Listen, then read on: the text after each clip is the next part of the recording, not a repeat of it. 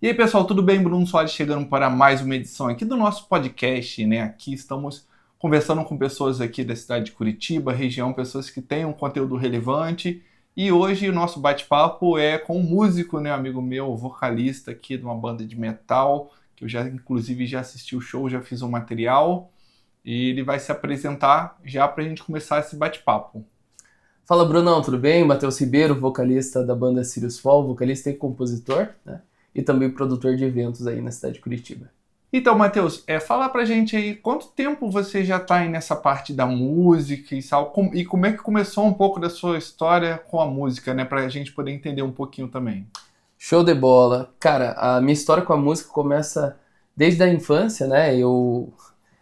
Hoje estou no universo do metal, mas quando criança comecei no coral de igreja, né? Aos 5, 6 anos, minha mãe via que eu gritava bastante, então deixa eu colocar esse menino no coral. Então, dos 5 aos 10, 11 anos eu frequentei, então tive toda essa base um pouco mais lírica, que me ajudou bastante.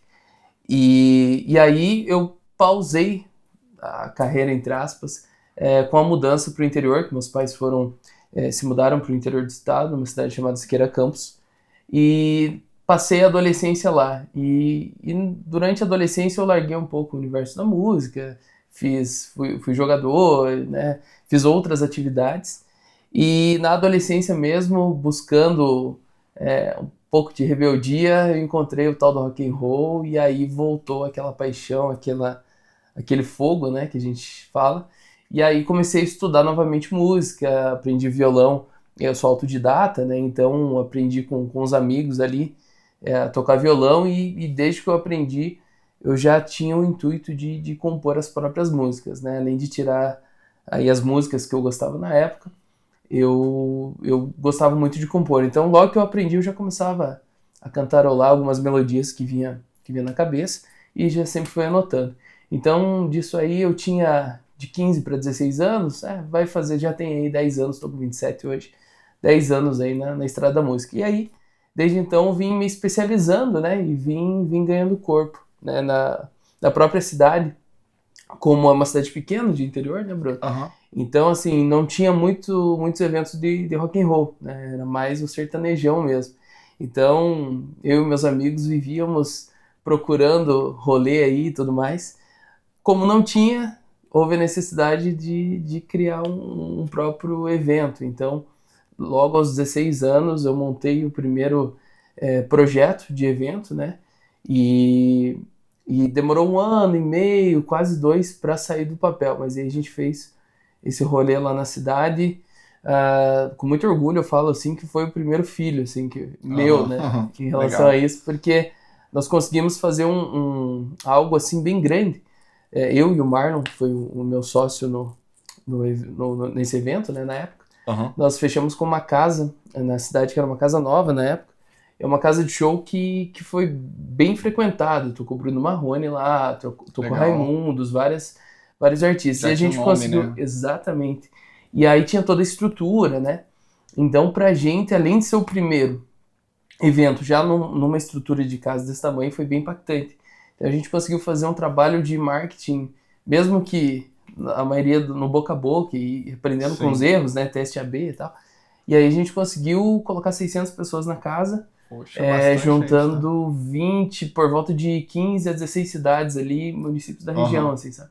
Então foi algo bem marcante para mim e para quem viveu na época lá com a gente também, que foi literalmente quebrando as barreiras, assim, no suor, e a gente conseguiu fazer esse evento. Então, desde então, né, eu toquei nesse evento, e aí realmente explodiu, assim, essa paixão, e nisso, né, eu comecei a desenvolver o projeto com 16, quando fiz 18 para 19, fiz esse evento, e eu falei, não, preciso voltar para a capital, né, para ir Aham. atrás do meu sonho, e desde então estou aí, correndo atrás, né, Sim. e estamos aí, né, na atividade. Então, pessoal, através desse bate-papo aqui já deu para me desenrolar algumas ideias aqui para a gente continuar essa conversa, né? Eu, para quem não conhece, né, tá chegando agora, eu morava na cidade de Petrópolis, no estado do Rio de Janeiro, então eu também tive muito é, movimento nessa parte do rock, da música lá durante alguns anos que eu morei lá. Inclusive, eu comecei fotografando shows, né? e tive banda, já toquei lá, e é legal a gente escutar as histórias antigas do pessoal lá, que teve as primeiras bandas, eu acho que da época de 80, 90, porque muita coisa mudou nesse período depois da internet, né, vamos dizer assim. E em várias questões, em questão de divulgação e tal, e o legal é a gente ouvir as histórias, né, eles falando que eles pegavam, colavam os cartazes, toda a correria para poder organizar um show e assim, eles falaram que os shows ficavam mais, os shows de rock, né, metal, autorais ficavam mais cheios antigamente do que hoje em dia, né? Parece que assim o movimento mudou um pouco, né? Porque hoje em dia tem muito mais coisa também, mas antigamente a galera parece que era mais engajada também. Então eu lembro dessas histórias que eles comentaram falando que como ficavam cheios shows e como eles corriam atrás para poder fazer essa divulgação no boca a boca, colando cartaz. Hoje em dia você tem internet que ajuda muito, tanto na questão de divulgar o seu show, de você conectar com pessoas de várias cidades diferentes, né? E hoje em dia não tem muito essa barreira, você lançou o seu som, o pessoal de outra cidade, outro país, outro estado está escutando o seu som e isso é uma coisa muito boa, Sim. né? Em questão de você colocar lá na internet, no Spotify, no YouTube, pronto, você tem acesso também qualquer pessoa para poder escutar. E antigamente, né, o Matheus não é tão, não é tão velho quanto algumas pessoas que eu comentei antigamente, para você escutar música era um rolê, você tinha que baixar, você tinha que pegar, então assim, era muita dificuldade. E tipo, então essa é uma questão, mas assim, pelo que você comentou, as 600 pessoas é um público bem grande, eu já toquei em alguns lugares e a gente não conseguia colocar tantas pessoas, então assim, e é legal exatamente isso, para quem principalmente mora numa cidade um pouco menor e quer levar a música de uma forma mais profissional, né, vamos dizer assim, você tem que correr atrás, porque é muito mais difícil, né? Entendeu? Muito menos espaços, menos público, menos bandas para você organizar um festival, então você tem que correr atrás e com isso você acaba tendo que ser mais profissional nessa área, né? Então, essa parte de negócio, de marketing, de organização de evento, você pode até falar um pouco também sobre isso, porque, como você diz, né, produz os eventos e é uma coisa que às vezes muita gente não tem experiência nessa parte, não sabe como é que funciona. E é o que você falou, com certeza, se você não produzisse os seus eventos, às vezes lá no começo, você não teria espaço.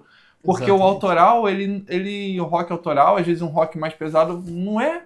As casas normalmente não querem colocar, a não ser que for uma casa específica de rock, não quer colocar esses shows, não é questão nem do estilo, não. Questão de que não vai dar tanto público quanto um outro show ali de um sertanejo, um pagode, um MPB, que acaba levando mais gente, né? Exatamente. Brunão, você falou tudo, cara, em relação a... São várias situações aí, né, Bruno? Vamos começar aí com esse exemplo que você deu das bandas antigas, né? Eu acredito que isso é muito da época também em relação ao que nós estamos vivendo, né? Então, principalmente depois da pandemia, tudo mudou, né? Desde então. Então, hoje em dia, é muito confortável, eu acho que tem tanta demanda, mas tanta demanda, porque você disputa com vamos supor, tô falando aqui como produtor agora de eventos e também vocalista de banda. Legal. Então, Brunão, como eu estava comentando até, utilizando esse exemplo que você deu a respeito das bandas mais antigas, eu acho que a gente tem que trabalhar eu até costumo brincar com os mais próximos, que eu nasci na época errada. Eu deveria ter nascido nos anos 80, que eu acredito que teria feito mais sucesso. Mas enfim, a época eu acho que vai muito também de como a gente lida com cada situação, né? A gente tem que sempre estar se atualizando, independente do meio que você está. A gente não tem como escolher a época que nasce, mas a gente pode escolher qual caminho trilhar, né? Então, em cima disso, nessa situação que você comentou das bandas antigas, só um adendo, eu acredito que é da época pela questão. Nos anos 80, existia internet, mas não era para o público em geral. Então, para você tomar uma cerveja com um amigo, para você ir encontrar uma pessoa, para você se divertir, você teria que ir pessoalmente mesmo, não né? Não tinha celular, não tinha nada. Não tinha nada. Assim. Então, assim, você não conseguia ficar enviando rios pro amigo, né? Ou chamar no chat. Mandar pelos correios Exatamente, a carta ali, né? Até para comprar um disco, né? Às vezes demorava muito tempo. Sim. Então, assim, e também pela questão da demanda. Hoje em dia, eu que trabalho com entretenimento, para você tirar a pessoa de casa é muito difícil hoje. Sim, porque tem muita coisa para a pessoa fazer, Exatamente. Hoje você tem quantos streaming? Não tem Você tem a questão do videogame, que já há muito tempo está aí, mas hoje em dia cada vez mais tá online, né? Então todo mundo está online. Então, assim, se você não pensar nessa questão do entretenimento mesmo, fica difícil mesmo. E aí entra na questão das casas de show, né? Aqui, comentando como banda autoral, eu sempre, a Sirius Fall, né, a banda na qual eu fundei, ela nasceu para ser autoral mesmo, né? A gente quer falar, eu quero escrever música, eu quero passar o meu sentimento, eu quero que outras pessoas se identifiquem com o sentimento que eu estou sentindo naquele momento. Porém, as casas de shows, e claro, precisa... O mundo, ele vive do dinheiro, né? Vamos ser bem honestos. A gente não tem jeito, a gente precisa pagar as contas, né? O boleto vence, como a gente diz. Então, assim, as casas de shows têm questão de estrutura, tem equipamento, tem funcionário, tem fornecedores. Então, eles precisam ter o apelo aí do produto que venda.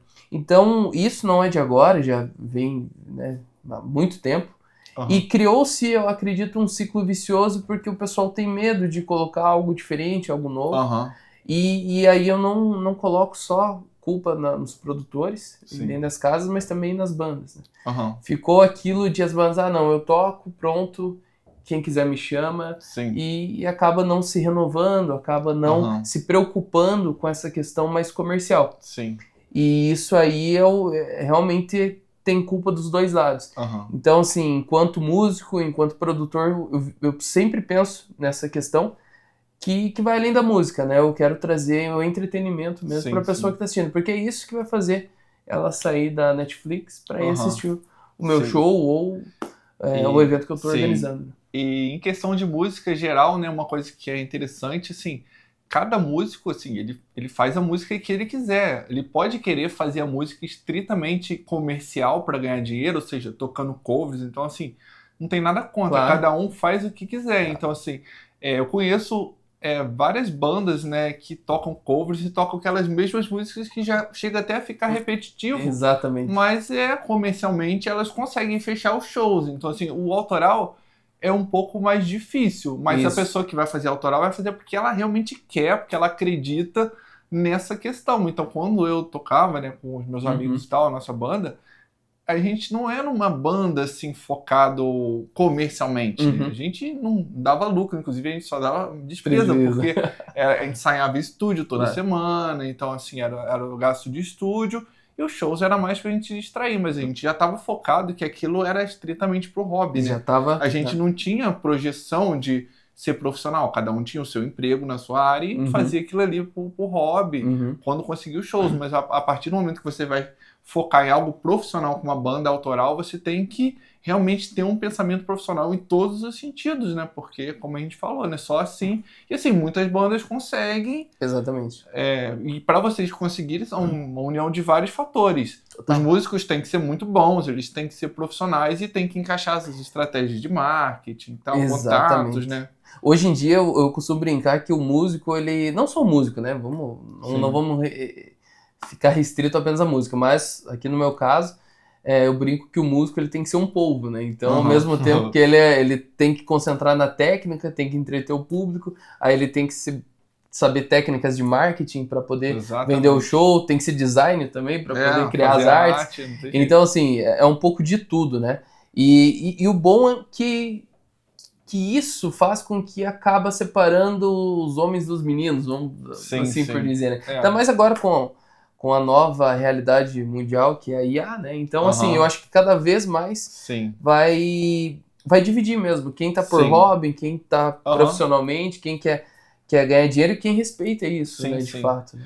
Porque, assim, a questão de acesso ficou muito mais fácil. A questão de equipamento, de possibilidade de estúdio, de coisas para você gravar, hoje em dia é muito mais fácil do que antigamente. Exatamente. Você consegue fazer uma gravação com uma qualidade, assim, legal, assim, vamos dizer assim, legal, as pessoas vão curtir numa forma mais acessível do que antigamente. Você precisava de ter equipamentos específicos e tal. Hoje em dia, não. Você consegue fazer uma coisa assim mais simples, mas tem uma qualidade legal. Então, isso é muito bom. E também na parte de você compartilhar, né? vamos falar uma questão também de como é que é a sua relação com outros músicos da cidade, Legal. com outras bandas que você conhece, você tem bandas que você já trocou ideias de organizar eventos junto, essa relação que é muito importante. E assim, não sei muito como é que funciona aqui em Curitiba, né? Se os músicos se dão bem, se tem alguns grupos mais fechados, né? Sim, legal. Bom que você comentou. Até um adendo que você comentou do equipamento antes de comentar sobre a cena. Eu tava vendo uma entrevista do Rafael Bittencourt, do Angra. Ele comentou que no primeiro disco do Angra eles gravaram em fita. Aham. Então, no estúdio lá na Alemanha e tudo mais. Sim.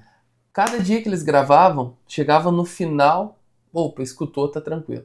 Aí no outro dia eles iam pegar pra gravar, tava diferente o som. Opa, mas peraí, como assim tá diferente? Ué. Porque a fita, dependendo da temperatura e tudo mais, uma fita, é algo Sim. palpável, né? Material, né? Era material. Aham. Então, diferente de hoje, que você grava, tá ali no computador e Sim. tá tranquilo. Como era fita mesmo, Aham. dependendo da temperatura, mudava a Mudava tonalidade, mudava um pouco a música. Então os caras tinham que gravar Aham. tudo outra vez. Então é uma doideira, né? Pensar É. nisso. Mas assim, vamos lá, falando da cena. Então, faz 8 anos que eu voltei para Curitiba, né? Como eu comentei, com um intuito mesmo de vir viver de música mesmo, né? Que é um desafio, loucura total, Sim. mas estamos aí. E desde então tenho feito um networking bem bacana, tá? Aham. Eu falo que Curitiba tem sua panela, como qualquer outro lugar. Você veio do Rio de Janeiro, Petrópolis, Sim, né? E você sabe que lá também Aham. tinha um Tem, círculo. às vezes tem alguns eventos que tu vê que é sempre as mesmas bandas que Exatamente. tocam. Ou as mesmas bandas, ou as mesmas pessoas, e dependendo do... Inclusive, às vezes lá acontece muito de ter várias bandas que são os mesmos músicos. Então, os mesmos músicos montam outras bandas entre eles para tocar Só muda o outros nome. estilos. Só muda o nome. Então aqui em Curitiba tem muito também, mas não... A minha função sempre foi tratar muito bem as outras pessoas, com respeito, com dignidade, mostrar o trabalho. Eu acredito que o sol nasce para todos e Sim. brilha para aqueles que trabalham sempre. Então, independente se vai ter um círculo fechado, se vai ter uma panelinha, a nossa função enquanto músico ou enquanto pessoa que queira mostrar o seu trabalho é furar essa bolha. Sim. Então, desde então, eu venho fazendo meus próprios eventos, venho organizando também. Tenho a sorte e o privilégio de ter muitas pessoas hoje ao meu lado que acreditam no trabalho, sabe? Então, nesses 8 anos, realmente fiz muitas amizades, consegui fazer um networking bem bacana, tá? Já realizei 4 eventos grandes aqui em Curitiba desde a minha Legal. chegada. O primeiro ano foi um ano de adaptação, né? Quando você Sim, vem, você sim, sabe como que é. Então, realmente... Até você conhecer e as pessoas te conhecerem também, né? E aqui em Curitiba você viu que o público aí é um pouco mais fechado, né? Aham, Você chega sim, aí sim. para cumprimentar, demora um pouco mais. Então, teve ocasiões que eu vinha, mesmo você sendo do mesmo nicho, você gostando das mesmas coisas, talvez naquela noite você não vai conseguir desenrolar com a pessoa. Sim, é um Mas num processo gradual. Né? Exatamente, no próximo evento a pessoa vem falar contigo. Então, é Sim. muito de constância, né?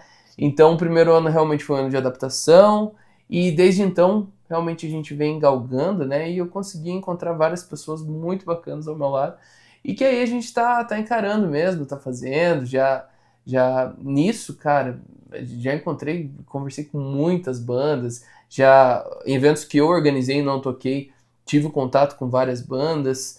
Então, assim, realmente o Curitiba é um ovo, como a gente diz, Aham. é uma cidade grande, mas ao mesmo tempo, pelo nicho, é pequeno, todo Sim. mundo se conhece. Então, isso facilita bastante na questão das organizações, né, de fechar evento e tudo mais. Então, é bem tranquilo. Eu acredito que quando você tem respeito com o teu colega de trabalho, com o teu amigo, então as coisas acontecem, né? Mesmo que demore um pouquinho mais, mas a gente não pode parar de trabalhar, né? Então, pessoal, vamos abordar a questão autoral e tal, né? Assim, como eu falo, assim, eu não tenho habilidade nenhuma para poder escrever a letra de uma música, então eu sei que é uma coisa difícil. Tem pessoas que escrevem muito bem, escrevem várias músicas, assim como tem música que não tem habilidade nenhuma. Eu, quando morava lá em Petrópolis, o rapaz que escrevia a letra das bandas lá, o Antônio, ele mandava muito bem. Ele conseguia escrever várias letras e letras bem interessantes. Fala como é que é esse seu processo de composição, como é que você começou a gostar e querer escrever as suas próprias músicas. E no seu caso, da sua banda é mais voltado para músicas em inglês também, né? Fala essa questão aí também. Legal, Bruno. Quem compõe costuma brincar que você tem um acervo, né? Então você tem várias gavetinhas aí de onde você quer explorar e dependendo do assunto.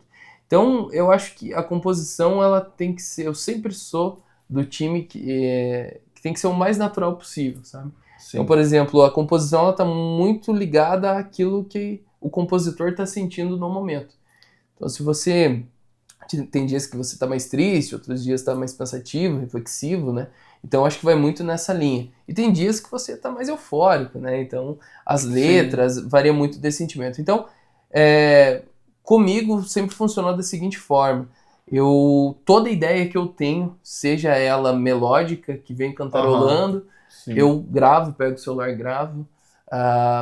Ideias de letras também tem, eu quero abordar tal tema. Então eu começo a pensar nesse tema e aí a partir daí eu começo a destrinchar a estrutura, né? E aí vou anotando, anotei tal coisa, isso aqui vai ficar legal numa ponte, né? Sim. Então ao mesmo tempo aí eu já busco no meu acervo qual o tipo de melodia que eu quero implementar, né? Se é uma letra mais reflexiva, eu vou buscar alguma melodia que se encaixe, né? Então sempre fazendo que a estrutura melódica ela encaixe com a estrutura da letra mesmo, né? Com aquilo que eu quero passar. Então, as músicas da Sirius Sol vão muito nessa linha. Então, para o ouvinte que escutar um solo da nossa música, ele já vai ter aquele sentimento, essa música, ela diz isso. Então, né, é essa a ideia que a gente tenta passar. Muito na onda do instrumental também, né? Então...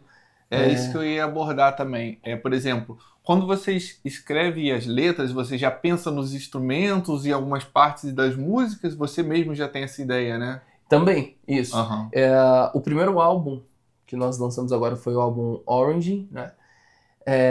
Eu compus em parceria com o meu guitarrista William Prigoli. Ele é um dos caras aí que eu tenho a sorte de ter conhecido desde que eu vim para Curitiba. E a gente forma um time bem legal nessa parte de composição. Eu costumo brincar que parece que um tá lendo a mente do outro quando a gente está compondo, né? Então, a gente já tem esse entrosamento. Então, eu chego normalmente para ele e falo, cara, eu tenho letra assim, assim, assado, nessa estrutura, e cantarolo. E mostro algumas referências, né? Se é mais agitada, se é algo do tipo. E aí, cara, ele já vai rapidinho, sacando ele já vai pega, sacando, né? Isso é muito bom. vai passando, fala, cara, mais nessa linha. E aí eu dou meus pitacos também, né? Às vezes não é tão naquela linha, ele vai.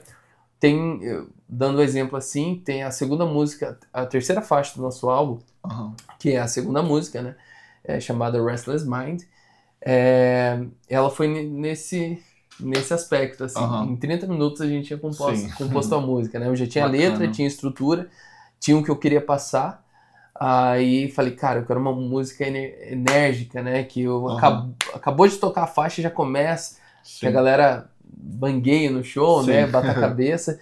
E, cara, em 30 minutos a música tava pronta e foi assim. Isso que é muito bom, né? E tem músicas que demoram mais tempo, né? Tem músicas aí que demoram até meses pra serem compostas. E sobre essa questão, por exemplo... Às vezes acontece da pessoa não escrever a música, mas escrever uma frase e depois usar ela 2 anos depois, mudar a música. Também já aconteceu isso com você? Exatamente. Olha, eu tenho muita música gravada, sabe? Mas eu não costumo usar assim, não. Tem músicos que é mais instrumental que utiliza, acredito. O cara grava, eu acho que dá pra encaixar esse instrumental na outra. Eu sou do time que antes feito do que perfeito. Então não gosto de segurar muita ideia, não. Eu pego faz a música toda, fecha ela, grava e depois já começo a pensar na próxima. Então, eu tenho muita música gravada que eu tô com o intuito de gravar mesmo, né? De seguir. Só que eu tô esperando o momento certo ou outras músicas pra colocar em conjunto, né? Até porque cada gravação tem seu custeio, né? Então, tem essa parte tem essa parte chata, né? Aí, chamada, né, financeira. Fora o tempo de você gravar, entrar no estúdio, tirar as músicas, exatamente, tudo certinho. Esse processo não é fácil. E pensar que a música, ela entra no estúdio de uma forma e sai de outra forma, né? Então, por exemplo, mesmo que seja você quem compôs a música, você com o produtor, e aí eu quero fazer um adendo aí ao Alisson Fioren, que foi o produtor do nosso primeiro disco, do Founds House Studio aqui de Curitiba. Cara, é muito legal, porque o produtor, quando ele escuta a faixa, ele capta aquilo que você quer passar, mas ele já vem com outras ideias, com outros acervos. Que você não tinha pensado, que eu não tinha pensado, O e olhar de complementa. fora acho que é muito importante nessa questão. Exatamente. Porque a gente faz a música muito fechada ali, Exato. a pessoa, principalmente uma pessoa com bastante experiência nessa Sim. área, ela vai olhar, pô, se de repente mudasse essa parte assim na introdução, Isso. no refrão e tal, e normalmente fica melhor. Exato, com certeza. Por isso que a gente fala que, cara, não adianta. Por mais que você faça um pouco de tudo, você tem que buscar profissionais da Sim. área para aquilo que você quer. Assim como te procurei para gravar o videoclipe aquele dia, vamos gravar Sim, mais vamos um, gravar né? mais. Mesma coisa a produção. Eu tenho uma música que é a música, uma das mais especiais aqui que nós gravamos do primeiro álbum, chamado Choice. É uma balada heavy, bem estilo anos 80. A pessoa quando escuta tem essa cadência anos 80, mas ela é bem contemporânea. Sim. Então, quando eu levei ela pro estúdio, ela era uma música mais curta, assim. E aí, quando ele escutou, ele falou, cara, e se a gente colocasse uma introdução, como você comentou? E aí eu falei, pô, legal, cara, eu sempre quis uma introdução meio Game of Thrones, um negócio assim, sabe? E aí ele, não, beleza. Então começou a colocar, quando ele trouxe, eu falei, cara, parece que a música nasceu com a introdução. E no fim, não. A introdução veio depois da música. Legal. Então, assim, é o carimbo aí do produtor, sabe? Ótimo. Além disso, você chega a compor também músicas em outros estilos, sem ser específico para sua banda? Você tem outras músicas lá que você tem? Legal. Tenho. A minha composição é muito voz e violão, né? Então eu tenho aí como inspiração nesse tipo de composição o Chris Cornell, né? Do Audioslave. Então tem muita música ali que flerta com... que é pop, né? Flerta com Southern Music e Southern Rock, né? Então, e tenho também letras em português, que aí eu pretendo lançar num disco solo, né? Que mesclando aí português e inglês. Mas para a banda, sempre em inglês, né? Exceto uma coisa ou outra, alguma ação que eu queira fazer, né? A gente vai colocar específico, né? A gente está preparando uma em português para falar sobre o tema de conscientização ambiental, né? Que, cara, a gente precisa abordar o tema, então para ficar algo mais impactante, a gente pretende mesclar português com inglês. Mas ainda tá no embrião a ideia, mas logo tá aí. Bom, e questão de banda, né? Quem não é músico não tem noção como é que funciona. É uma parada muito difícil, então a gente vê várias bandas passando por troca de formação de integrantes. Isso é super natural para quem é músico, porque às vezes o músico tá com uma ideia, o outro tá com outra, ou então tá tudo certo e depois cada um começa a pensar, e um tem uma pegada mais profissional, o outro não tem. E na sua experiência de música, com bandas e tal, como é que foi essa questão dos músicos que já tocaram com você? Normalmente foram mais músicos que deram certo, ou teve período também de troca até ajustar formações? Legal. Cara, essa é a parte mais difícil de todas, Brandão, você sabe. Como numa empresa, o RH eu acho que é um dos setores que mais trabalham e mais tem dificuldades, assim. Porque, cara, é gestão de pessoas, né? Sim. E para nós é ainda mais difícil que uma empresa, porque, cara, vamos lá. Não é um trabalho, assim, remunerado mensalmente, por assim dizer, né? Você tem que acreditar no seu projeto para ele depois dar certo. Para ele dar certo. Então, assim, cara, para você encontrar músicos que estejam na mesma página sua e que tenham os mesmos objetivos que você, é muito difícil, né? Principalmente agora, como eu comentei, cada vez mais vai diferenciar os homens dos meninos, né? Sim. Então, o mais difícil é o que? Encontrar pessoas que tenham disponibilidade, tenham esse desejo de alcançar a sua própria música, alcançar sucesso, né, na área que esteja. E aí eu te falo que realmente é a parte que mais difícil. Então, desde que eu comecei a Sirius Fall, ela é um projeto meu de 2019, porém ela só saiu do papel em 2021. Por quê? Devido à questão de pessoas mesmo. Por mais que você tenha isso que eu já tinha, conceito da banda formado, eu já tinha logo, eu já tinha ideias de música, eu já tinha tudo. Mas realmente, para encontrar pessoas que estão na mesma página que você, realmente é muito difícil. E a gente precisa de pessoas porque, poxa, sem pessoas a gente não consegue fazer nada, né? Então, assim, realmente a parte mais difícil. Mas hoje eu tenho muito orgulho em falar que, cara, o time que eu tô hoje é o Dream Team que eu sempre sonhei, Sim, que assim, bom. sabe? Então, eu tô mais tranquilo em relação Sim, a isso, sim. porque a galera que tá comigo tá muito legal. Exatamente, porque, por exemplo, é uma questão complicada, porque, vamos lá, você tem todo esse planejamento, então vamos dizer assim, vamos gravar, ou seja, Isso. as pessoas vão ter que despender uma parte financeira, Exato. e se a pessoa não acreditar naquele projeto, ela não vai dedicar tempo para poder tirar Exato. as músicas certinhas para gravação, não vai ajudar nessa parte E o financeira. próprio tempo, né, Bruno? Por exemplo, assim, o cara que não acredita, ele não vai, vamos supor, todo mundo tem o seu trabalho aí corriqueiro durante a semana, vamos assim. Então você tem um final de semana para gravar ou os intervalos durante a semana. Então o cara que não acredita no projeto, ele não vai largar de fazer as coisas dele, de ficar com tempo com a sua família e tudo mais, passear, descansar, exatamente para gravar. Então, assim, realmente isso é a parte... Tanto que eu conheço bandas aqui de Curitiba mesmo, que, cara, tem 25 anos de história e não tem nada lançado. E eu, toda vez que eu vejo isso, eu falo, cara, como é que você consegue, entendeu? Eu, da minha parte, tá? Como que foi a gravação da Serious Fall? Eu fiz tudo sozinho, junto com o produtor. Na época nós tava passando por um processo de troca de equipe também, e as músicas estavam lá. E aí, o que eu fiz? Falei, não, vamos seguir, não, vamos parar, vamos desenvolver o projeto. Na época, esse meu amigo que compôs junto comigo, ele estava passando por um processo pessoal que ele não podia desprender na época de tempo para poder. Então, foi eu e o produtor que gravamos todo o disco no estúdio. Então, assim, mas precisava. Por quê? Precisava ter um material, precisava sair e principalmente quebrar aquele paradigma, né, Bruno? Cara, você tem que fazer alguma coisa para poder superar esse momento e seguir adiante. Senão você fica... É o erro que acontece com muitas bandas aqui. O cara tem, putz, aquela música é boa, tal, e nunca grava. Então, e é aquele lance, depois que você gravou, a música tá para sempre lá, para quem quiser escutar, seu pai, seus filhos, qualquer um, a música vai estar lá. Pra então, eternidade, assim, né? ela fica eternizada lá numa fase da sua vida. É muito bom você ter uma música gravada. Lógico, se você não puder gravar várias, mas pelo menos uma ou outra que você gosta mais, eu acho que vale a pena, né? Quem quer ter esse trabalho um pouco mais sério. É o legado, sério, né, Bruno? É o legado, uma das músicas nossas, balada. Termina o álbum com uma música chamada Legacy e fala justamente sobre isso. Sobre esse sentimento de, cara, deixar um legado.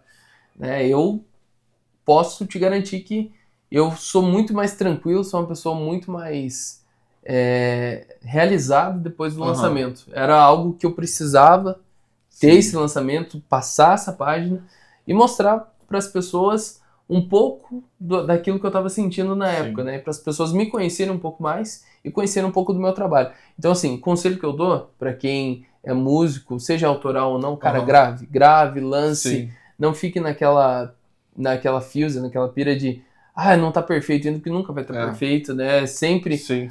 E eu acho que isso é o maior erro, porque, cara, cada dia a gente aprende algo novo, certo? A cada dia nós somos uma pessoa um pouco diferente daquilo que a gente foi há um tempo atrás. Então, assim, nada melhor que você lançar naquela época para você ver o teu próprio desenvolvimento, sabe? Pô, nessa época eu tava curtindo mais tal coisa. Nessa época agora eu gosto mais de fazer outro tipo de situação. Então, assim, cara, o melhor conselho, marca, grava, porque aí você vai conseguir marcar etapas da sua vida também. Então, por mim, eu gravava todo dia. Pena que a parte financeira ainda não permite. Mas, realmente, e eu sou do time antes feito do que perfeito. Então, obviamente, sempre que você escuta, você fala, pô, cara, poderia melhorar aqui tal coisa, mas eu sou muito realizado, te falo, depois desse lançamento que eu fiz. E é mais feliz ainda por atingir pessoas que, cara, nunca imaginei que atingiria, sabe? E vou até aproveitar e já falar sobre o lançamento, né? O retorno, né, desse lançamento. Então nós lançamos em dezembro do ano passado o álbum Orange. E, cara, eu fiquei muito feliz que tocou aqui na Rádio Mundo Livre, algumas músicas. E daí já falo sobre o retorno lá de fora. Mas aí, depois que tocou na Mundo Livre, veio várias pessoas entrarem em contato comigo que eu não conhecia. Falou, cara, pô, que som maneiro, parabéns aí pra banda que gravou essa faixa. Cara, me identifiquei. E aí, toda vez que eu escuto essa questão do me identifiquei, cara, eu acho que o objetivo concluído, sabe? Foi atingido, porque, exatamente, a música foi feita pra atingir. Pô, se eu fiz aquela música naquele momento, e alguma pessoa em algum momento da vida se identificar com aquilo, cara, eu acho que é o objetivo de todo músico, sabe? Sim. Cara, e aí vem o lado oposto da moeda que a gente comentou lá no comecinho do vídeo, da tecnologia. Se não fosse o tempo moderno, cara, nunca eu atingiria países como Finlândia, Suécia, Sim. Canadá, Tailândia, Estados Unidos. Quando no lançamento, né, a gente sempre acompanha ali nos dados do streaming, né? Depois de 2 semanas, cara, já tinha mais de 84 países que tinham escutado as músicas, sendo os principais Finlândia, Suécia, os países nórdicos ali, Noruega, eles têm essa parte Inglaterra, tem essa parte muito mais forte, exatamente. Né? E aí, cara, realmente sem pagar nada, sem impulsionar pensando, nada, como é que sabe? eles acharam, como é que eles descobriram? Aí, exatamente, aí vem todo o trabalho de formiguinha por trás, né? Tem uma estratégia de lançamento, você tem que fazer o pitch, tem tudo certinho, que até fazer um jabá aqui que eu posso fazer um curso futuramente para músicos que estão escutando. Tem toda uma trilha a ser seguida para o lançamento, tá? Você tem que saber discorrer sobre a sua música. Isso é você muito tem importante, esse detalhe mais técnico, né? Então... Exatamente. Então, assim, não é só o lance da técnica musical.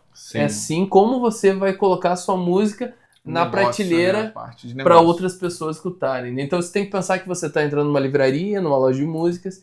Cara, em qual prateleira a tua banda vai estar? Na prateleira do Metallica, na prateleira do Journey, na prateleira do Toto, enfim. Sabe, você tem que ter mais ou menos esse feeling para poder se relacionar com as pessoas. Né? Então, muito disso. E eu tô bem feliz com o resultado. E, cara, cada vez mais tá vindo, assim, sempre tem feedback. E aí a gente, aqui em Curitiba, tá fazendo alguns shows, né, já de fruto do trabalho do álbum.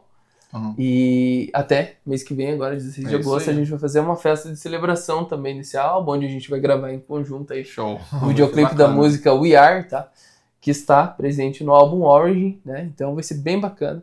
Uma festa em comemoração ao lançamento do álbum, uma festa também independente, né? Que a gente possa colocar aí tanto autoral quanto músicas que são referências pra gente. Então, pessoal, chega no finalzinho aqui do nosso podcast aqui, que rendeu bastante. Esse assunto da música é bem legal. Acho que vamos ter essa possibilidade de repente estar conversando com outros músicos que quiserem participar. Vem pra cá, a gente explica como é que funciona. Uma oportunidade bacana de divulgar o seu som também. E considerações finais aí, uma mensagem que você queira passar, algo sobre a sua banda aí, específica aí para as pessoas. E quem está assistindo o podcast, depois a gente vai deixar o link lá. Escutem as músicas, né? Pelo amor de Deus, né? Estamos aqui por favor, falando, né? O podcast todo para vocês ouvirem, porque as músicas são legais. Eu realmente gostei. Eu sou uma pessoa que escuto de tudo pouco, embora, né, muito da parte de rock também, mas eu não sou preso a estilo, né? Eu escuto muito MPB também, muita música nacional, tem muita coisa boa. E quem puder também vá aos shows, que ajude bastante, né? Porque é importante ter a presença e interação, né, com o público. Então, ajudem, respondam lá no Instagram, né, comentem lá, né, essa interação também é muito importante. É a parte fundamental, né? Primeiramente, obrigado, Bruno, valeu pelo chamado e pelo convite. É uma honra estar aqui, né, falando um pouquinho mais sobre tudo, né? A gente conversa, podcast, flui legal a conversa. Bom, deixar o jabá aqui para quem quiser, quem gostou do assunto, né, do papo. Procura lá Sirius Fall, você vai encontrar uma banda de hard rock / heavy metal com muito afinco, uma banda que toca com muita seriedade e ao mesmo tempo com muito empenho, carinho e dedicação, né? Então é uma pegada anos 80, porém com essa jovialidade e contemporânea, né? Então a gente utiliza bastante elementos contemporâneos. Então tem balada, tem música mais agitada. E como você comentou, né? A gente tá aí fazendo shows quase de 2 em 2 meses aí. Nós estamos num caminho agora que nós vamos colocar mais músicas covers para vender os shows. Também tem um pacote, então tem shows que daí na divulgação a gente vai vender de uma banda específica ou não. Mas colhem o que eu posso falar pro público, né? Vão aos shows, especialmente das bandas autorais, porque é mais difícil realmente. São bandas que realmente precisam, são bandas que precisam, exatamente. Essa interação público-banda, ela é fundamental para a continuidade do rock and roll, tá? Então, Isso aí. por mais que as casas de shows precisem, como a gente comentou, vender esse produto da nostalgia, de bandas clássicas, né, cover, Aham. o rock só vai pra frente se tiver músicas novas Sim, e sim. se tiver profissionalismo de quem esteja fazendo Aham. rock and roll. Então, por isso é muito importante colar nos shows, Sim. estar presente em eventos independentes e também nos eventos que você de casas de show, né? Então, vá aos eventos, prestigie as bandas, né? Porque aí você pode cobrar, inclusive, uma melhor qualidade dos Isso músicos aí. que lá estão, tá bom? Valeu! Beleza. E uma coisa exatamente como você acabou de comentar aqui, né? A gente que voltado para o universo rock, né, pô? Realmente precisa dessa renovação, porque os músicos antigos, eles já estão um pouco idosos já, pô. Já tem Exatamente. músico aí que, pô, o cara tá fazendo um show, já tá com 70 anos, 80 anos, assim. Exato, A gente tá, não tem tá nada ali, né? contra, mas uma hora o cara vai precisar de parar para poder descansar, cuidar da sua saúde. E pescar, né, Bruno? Fora os que já faleceram também, né? Exatamente. Porque, assim, ninguém é de ferro. Então, assim, Claro. quando essas bandas clássicas acabarem, quais são as bandas que vão estar em evidência? As Exato. bandas novas que vão surgindo aí com som autoral. Então, assim, você não vai escutar um Iron Maiden tocando para sempre, um Metallica tocando para sempre. Daqui a alguns anos as bandas vão igual algumas que já pararam. Exato. Algumas pararam e voltaram para fazer um show específico, mas assim, em questão, né, em Precisa questão de renovar, saúde né? mesmo, né? Exato. As pessoas não vão fazer show eternamente. Exatamente. E aí você não pode dizer que o rock morreu, que o rock acabou porque aquelas bandas específicas que você gosta pararam de tocar. Você tem que dar oportunidade de ouvir músicas novas, e hoje em dia só não escuta quem não quiser. Tem o Spotify lá, você pesquisa, tem várias playlists lá. E indica bandas que você Indica queira, bandas, né? então assim, não vem com essa desculpinha aí que o rock ele não é tão divulgado quanto outros estilos, isso é verdade. Mas se você quiser, tem muita coisa boa lá que você pode pesquisar e com certeza você vai gostar. E pra finalizar bem, o rock só morre pra quem quer matar ele. Exatamente. Se você não quer matar ele, colhe nos shows Vai ter das muita bandas coisa boa. novas aí. Isso aí. Isso aí, galera. Muito obrigado a todos que assistiram aqui o nosso podcast, aqui mais um episódio. Até os próximos e valeu!